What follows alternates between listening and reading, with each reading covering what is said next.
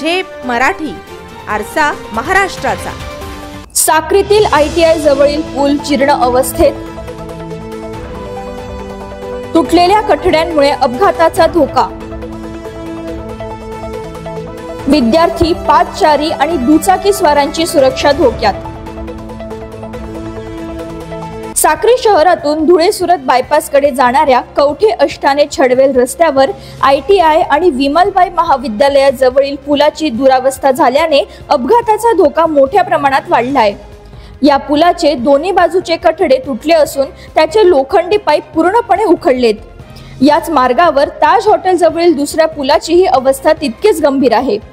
या मार्गावरून दररोज शेकडो विद्यार्थी, पादचारी, दुचाकीस्वार तसेच हलकी वाहने मोठ्या प्रमाणावर ये-जा करतात। स्थानिक नागरिक तसेच विद्यार्थ्यांनी या पुलाच्या दुरावस्थेविषयी तीव्र चिंता व्यक्त केली आहे।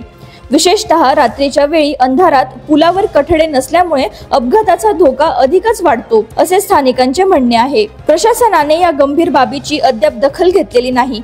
प्रशासन एखाद्या गंभीर अपघातानंतरच उपाययोजना करेल काय, असा सवाल नागरिकांनी उपस्थित केलाय। प्रतिनिधी निलेश सावळे, झेप मराठी, साक्री। अशाच वेगळ्या आणि ताज्या बातम्यांसाठी पाहत रहा झेप मराठी, आरसा महाराष्ट्राचा। संपादक प्राध्यापक अनिल चव्हाण, धुळे।